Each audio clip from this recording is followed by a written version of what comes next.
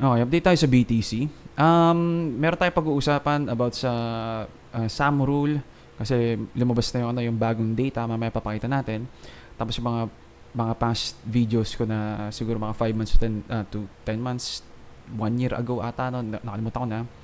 Yung mga potential labasan natin nung andi dito pa tayo sa mga area na to, papunta dito, no, papunta dito sa mga area to.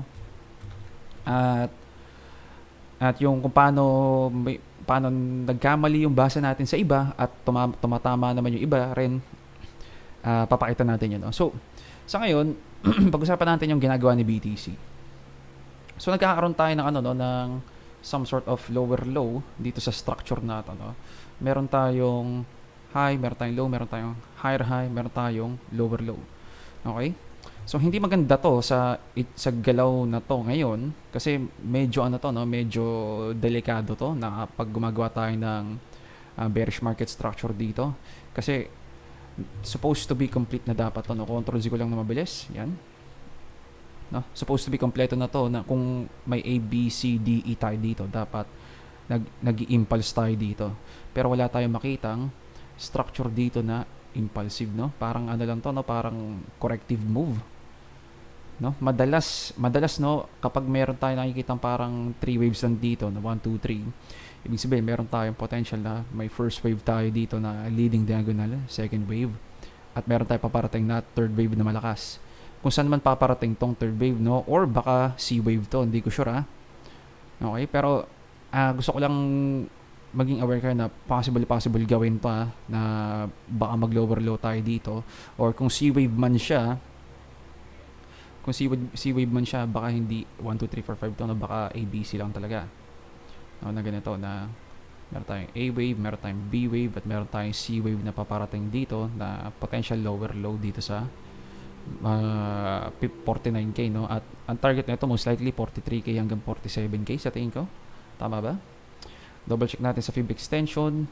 Mamatahin ko na lang to. Yan. Tsaka yan. Ang target 1 fib hanggang 1.272 possible. Also, ito na meron tayo dito.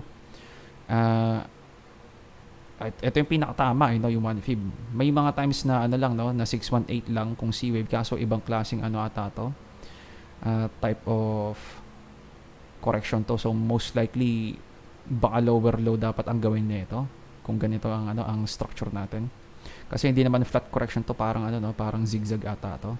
So, potentially baka 1 fib o kaya 1.272, no? Makikita naman natin kung nasaan yung mga levels na kailangan natin bantayan.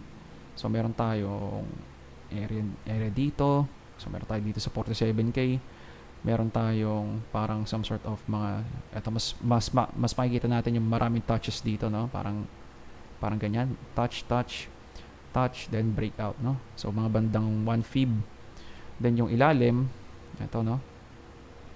Meron tayong mini parang consolidation dito. Yan, tapos ni-retest. So basically dito sa 1.272, no. So sa ngayon, hindi maganda to, no, na ginagawa ni BTC itong lower low. No? Pag-iingatan lang natin to kasi meron tayong high, low, higher high, lower low. So break of bullish market structure 'yun. At least dito sa structure na to, ito. Yan. So, meron tayong signs sa short-term time frame na gumagawa tayo ng bearish market structure. Sa medyo longer time frame, bearish market structure pa rin naman to, pero pwedeng consolidation lang yan. Lastly, dito naman sa longer time frame, bullish pa rin naman to, no? Bullish pa rin naman to kasi meron pa rin tayong higher low, no? Higher low. So, ang hindi ko gusto makita dito kapag bumabalik tayo below dito, yan, below dyan, or nabe-break natin yung mga recent highs natin, no? Or basically previous high. So ang pinaka-previous high ng structure na to some sort of 1, 2, 3, 4, 5, no? So ito yung number 3. Pag na-lower, nabalikan natin to, ginamit as resistance, kapag bin-breakdown, medyo tumataas yung probability na baka babagsak pa tayo lower. Okay? So ayaw natin makita yan kung bullish tayo. Okay? So, sa ngayon, medyo pangit. Tignan natin si S&P 500 saglit. Si SPX nagda-dump, no? Medyo tuloy-tuloy itong dump na to. which is hindi maganda para sa risk on assets kasi may potential double top dito at baka nag-start na yung bear market ng S&P 500 kasi kung tatandaan nyo ang target ko dito around dito sa mga 5.5 hanggang 6K, no? Medyo makapal yung yung area na pwedeng masabing top pero dito sa area to kasi hindi naman natin focus tong SPX, ginagamit lang natin as parang guide kung meron pa bang risk appetite yung mga tao at kung yung structure ba nito tapos na, no? Kasi madalas kapag tapos na yung structure ng stock market medyo sumusunod si BTC, no? Yung tipong emotion ng mga tao dyan kung bumabagsak si SPX or ang stock market most likely baka mapasunod din sila sa ibang types of risk on asset like BTC. Okay, so sa DXY merong higher low, di pa rin naman siya nagpapump ulit. Medyo parang nagpapahinga lang siguro dito sa mga area to.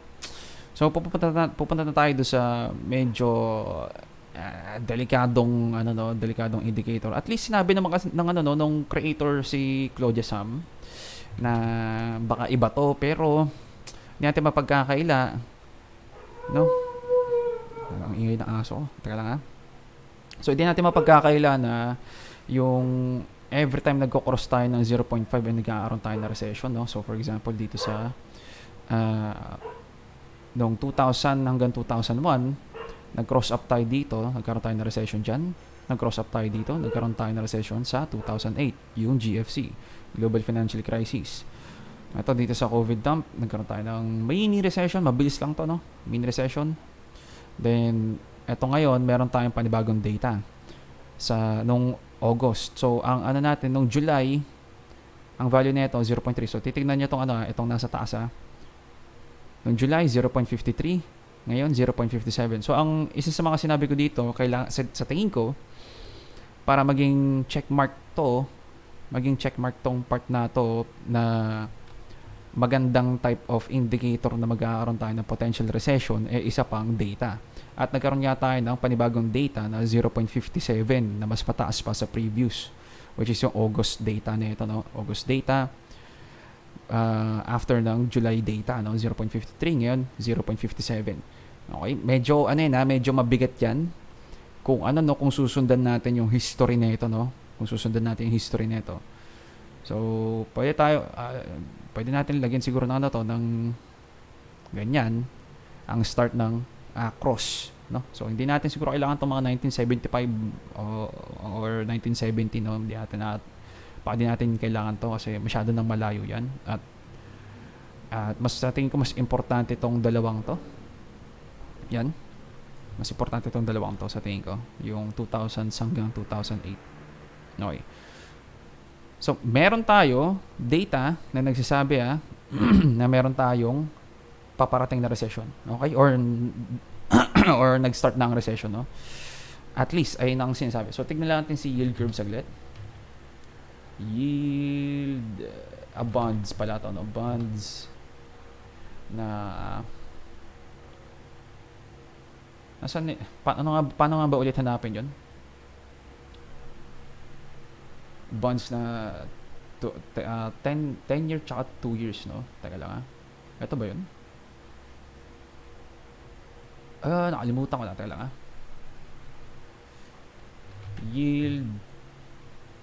Yield curve ba tawag doon? Teka lang nakalimutan ko Bonds yield. Yan. Bonds yield yan. So, paano natin mahanap yun? No? Parang nakalimutan ko, no? Paano nga ba ulit yun? 3 months, ito 20 years, ito 10 years. Parang meron tayong date. Teka lang Baka makita natin dito sa sa history natin. Wala. Unemployment rate. Pakita na natin unemployment rate 4.2, medyo nag-tick down siya, which is good. Pero sa sum rule, no, nagpakita na medyo pangit ang itsura. So, nasan ba yung 2 years? Baka sa indicator. Sorry. Medyo dami nating bloopers dito, no? Mga bonds. Ito ba? Bond yield.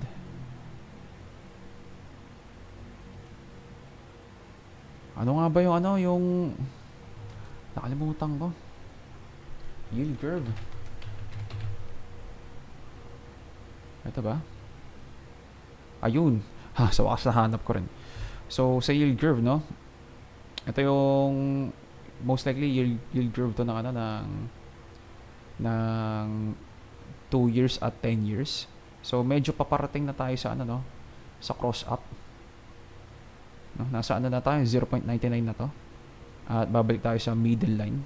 Madalas kapag nangyayari yun, no? Nagkakaroon tayo ng bear market yan. So, pasensya na. Ang haba tuloy ng ng bloopers. Most likely dito sa 2000 at 2007, 2008, doon tayo nagkakaroon ng bear market or recession, no? So, ito yung pinakamalaking inverted yield curve, no? Na kapag nakabalik to sa taas, baka malaking type of no? Malaking type of recession. Hindi ko sure, pero malapit na tayo sa no, sa cross up kasi nasa 0.99 na tayo. At ito na, no? Nasa 1% kumbaga. So, ayun lang gusto ko i-point out dito. Gusto ko ipakita yung yield curve. Nakalimutan ko kung paano hanapin. Nasa pala. Nasa indicators pala. Hindi pala dito, no? So, mabilis lang. Balik tayo sa BTC saglit. Hindi yan. Ito to. Sa BTC. Papakita ko lang yung mga videos na napag-usapan natin mga months to 1 year ago. Kung paano tayo nagkamali, no? So, eto, no? 10 months ago, ito yung nasabi ko sa structure ng BTC na pwedeng gawin. Play ko, Puro, ito pa lang yung first wave tuloy. Third wave pala. Ito pa lang yung third wave ng gantong move, no? Meron tayong first, second, third, fourth, fifth. Okay. So, dito pa lang sa mga area na to na medyo alam na natin na possible mangyari to na 1, 2, 3, 4, 5. At ganun pa rin naman yung natin, no? Pares naman dito sa structure na to na mag-aaroon tayo ng 5 impulses dito. 1, 2, 3, 4, 5, no? Na ganyan ang itsura. Sa ngayon, pasok pa rin naman siya sa prediction na ganito. Ang problema lang, ito talaga, no? Ito yung problema natin. Itong part na to, hindi ko sure kung nagtatry ba siyang mag fifth wave or baka nagtatry mag reversal. Kasi meron pa tayong isang basa dyan. Okay?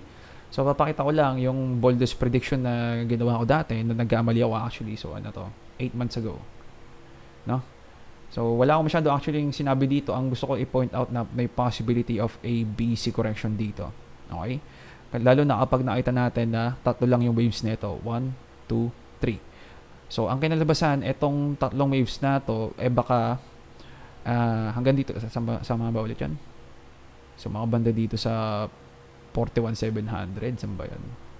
41,700, mga banda dito. Yan, mga banda dito pa lang, no? So, may possibility na ganun ang mangyayari, pero yun nga, nagkamali tayo, no? Kasi, ang itsura nito, nasa na yun? Ang itsura nito ay zigzag correction. So, naka-regular chart, dapat naka-logarithmic chart to, pero zigzag correction kasi to. So, actually, nasan ba yung, tama, zigzag correction. Ang problema sa zigzag correction, ginawa na natin yon sa last bear market. Okay?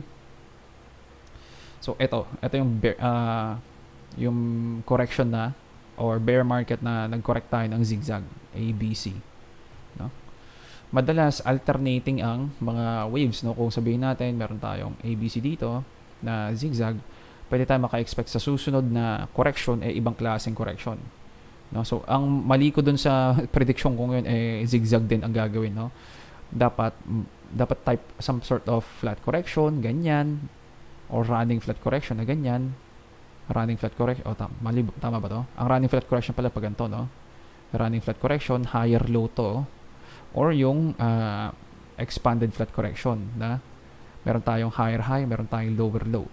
Okay? So kung magiging bearish man tayo, hindi natin sure kung higher low or lower low ang pwedeng gawin. Okay?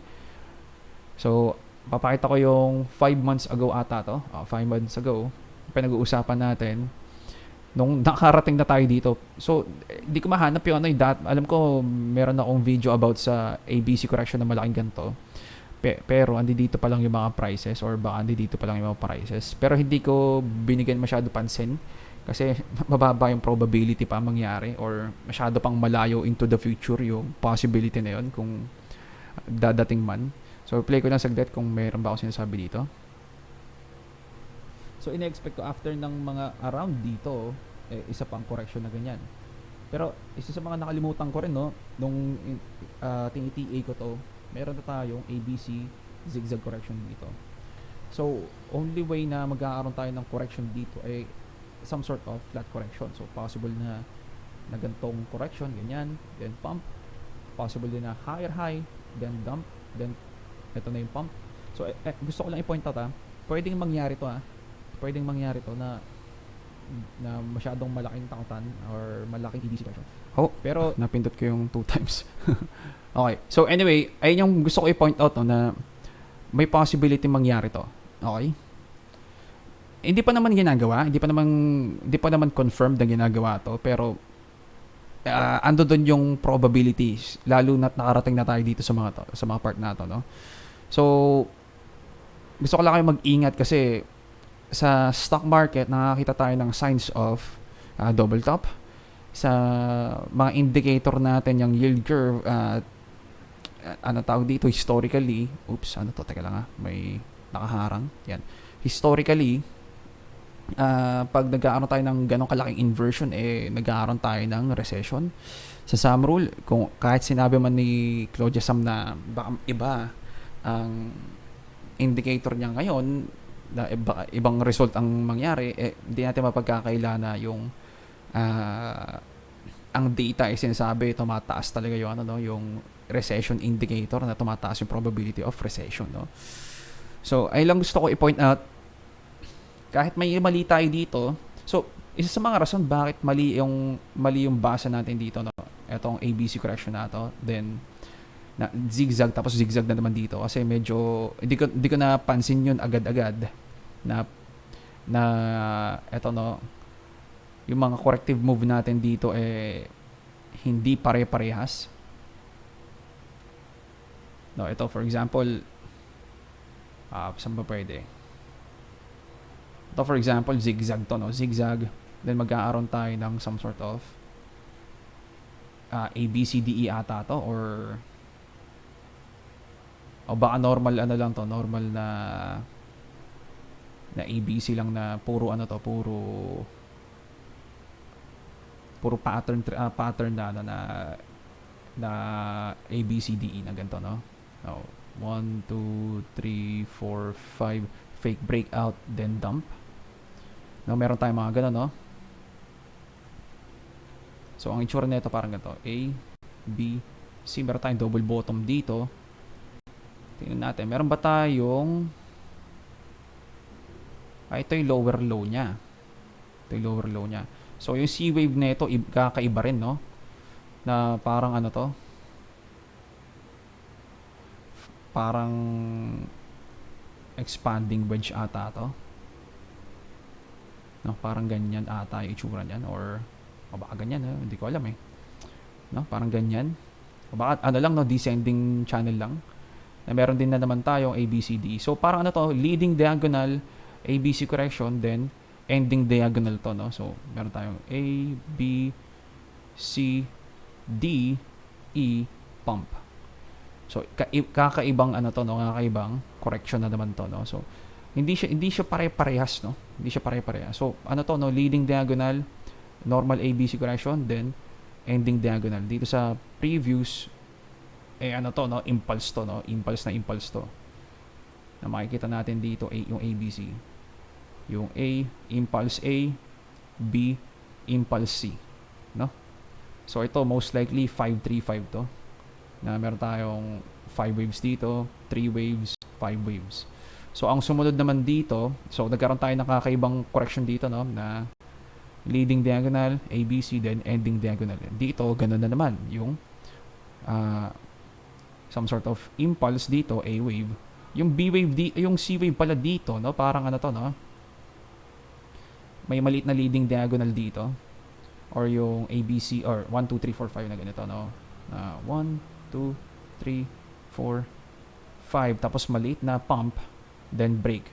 So meron tayong ganito yung itsura niyan. Medyo magulo na to ata, no?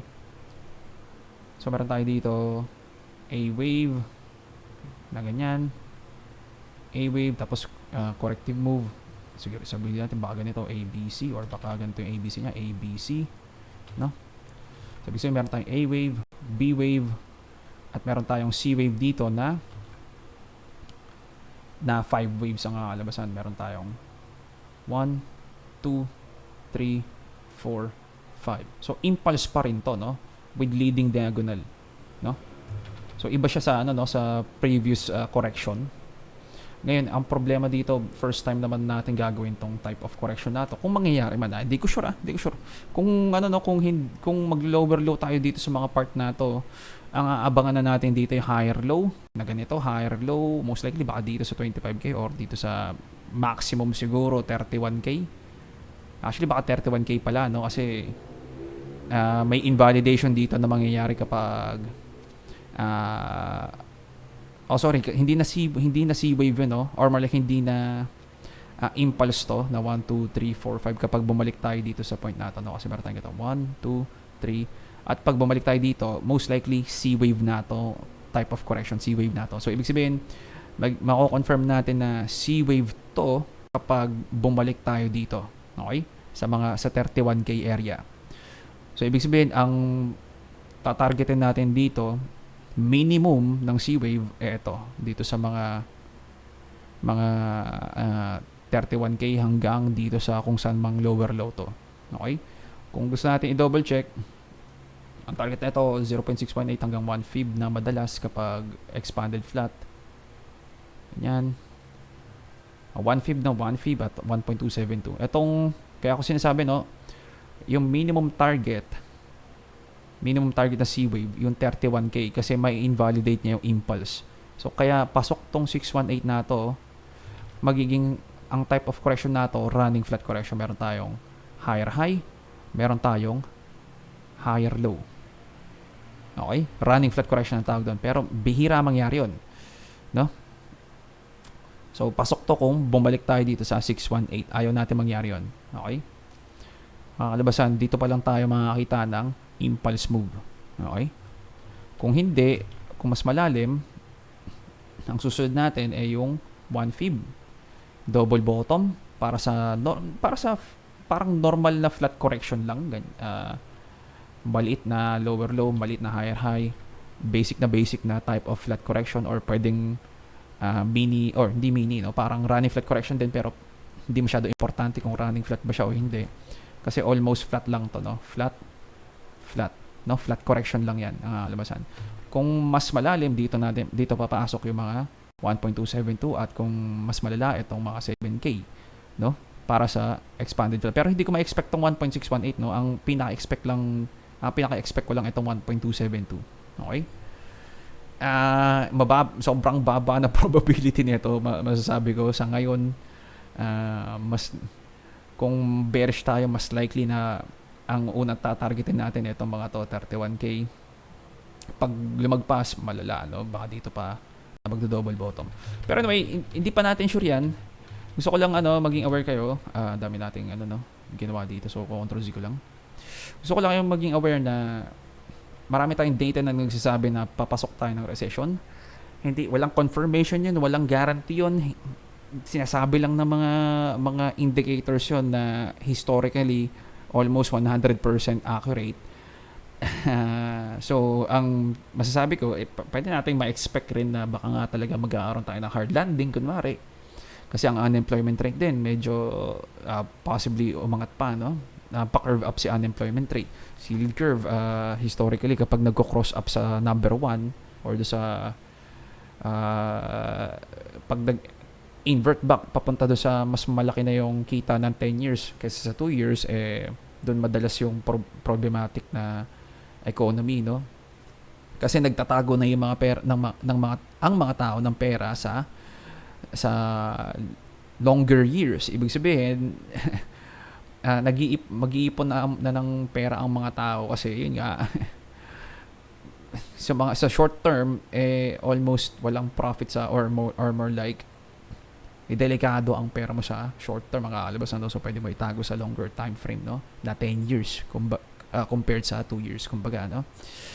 Tapos si Sam Rule, hindi ko sure yun, pero meron tayong dalawang tick na ng lagpas 0.5, which is nag-indicate sa history ng Sam Rule recession indicator na nagkakaroon tayo ng recession, no? Pero hindi ko sure kung kailan yung kung kailan nag-start yung recession. So aabangan natin kung ano sasabihin ng US government na dito sa year na to nag-start or dito sa month na to nag-start ang recession, kung meron man ipo-point out ng government, no? Hindi ko alam, ha. So ayun yung mga ayun yung mga gusto ko i-point out.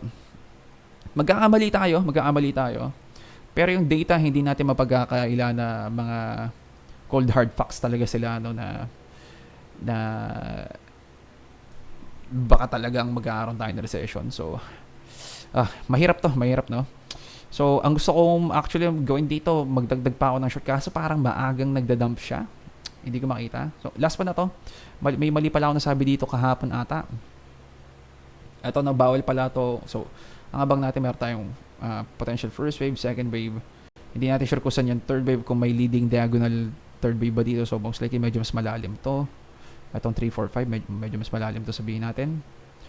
So, kung meron tayong first wave dito, meron tayong 1, 2, 3, 4, 5 na leading diagonal, hindi pala pwedeng bumalik to sa one wave. Okay? So, alisin ko, tama ba to? Ganito itsura niya na parang meron tayong some sort of ganyan. At meron tayong some sort of ganyan na leading diagonal. Okay? Pag magko-correct to, so makikita nyo, medyo nagpa-pump na siya, no? Medyo nagpa-pump na siya. So, meron tong setup ng ABC correction.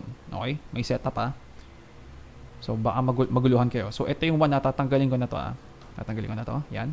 Ito yung kailangan natin bantayan. Itong low na to. Bawal bumalik ang ABC correction nito. So magbe-breakout pa rin naman pala siya, no?